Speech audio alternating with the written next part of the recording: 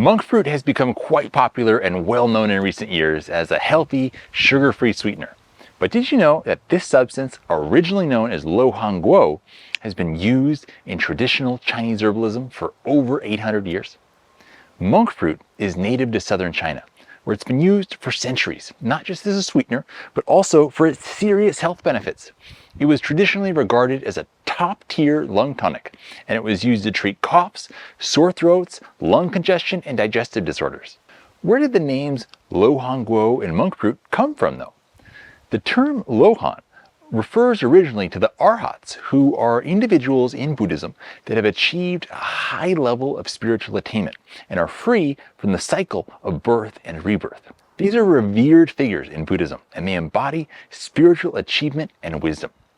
Now, going as far back as the Song dynasty in the 13th century, monks in the misty mountains of the Guangxi and Guizhou provinces were among the first to cultivate monk fruit, and they used it in their diets. Now, when they call it lo hong guo, it's important to understand the meaning of the last word, guo, because this is going to radically change your whole understanding of this plant. I'm just kidding.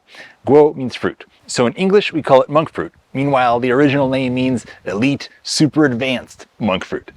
The majority of modern research on monk fruit has been around blood sugar balance. But before we get to that, I want to show you this really interesting human study where they wanted to see how the use of monk fruit would help patients recover after having a tube inserted into their windpipe during surgery under general anesthesia.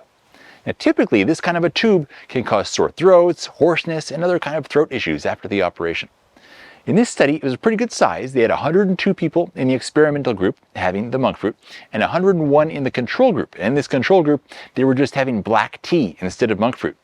And they found that the patients who had the monk fruit experienced significantly less soreness, hoarseness, swelling, coughing, and sputum production compared to those who had the black tea. If you're enjoying this video so far, please do me a favor and hit the like button and subscribe to our channel. It doesn't cost you a penny, and it's hugely supportive of our tiny family business. In this review, published in Frontiers in Pharmacology, they found that monk fruit had antioxidant effects, blood sugar lowering effects in diabetic models, immunologic effects, antitussive and septum reducing effects. Those mean that it helps to reduce coughing and reduce the production of mucus. It also had liver protective effects and anti-fatigue effects. On the topic of blood sugar, here's one study in particular that I enjoyed.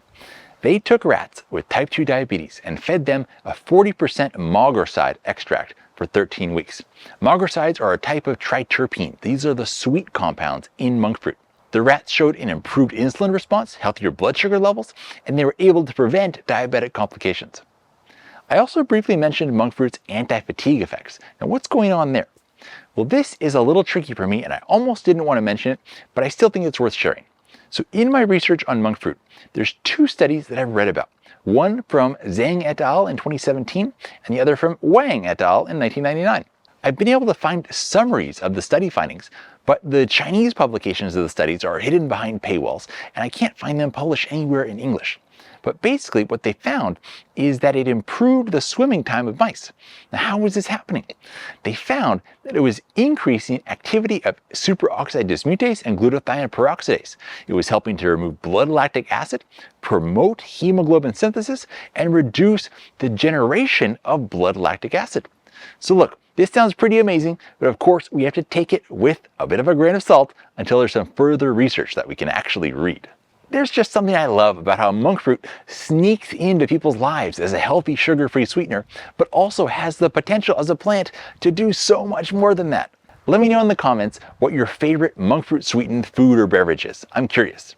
And before you go, here's a link to a video I think you'd enjoy watching next, and here's one the YouTube algorithm thinks you'd enjoy. And there's a link if you'd like to check out some of our products on our website. Have a great day, and I look forward to seeing you all again next time.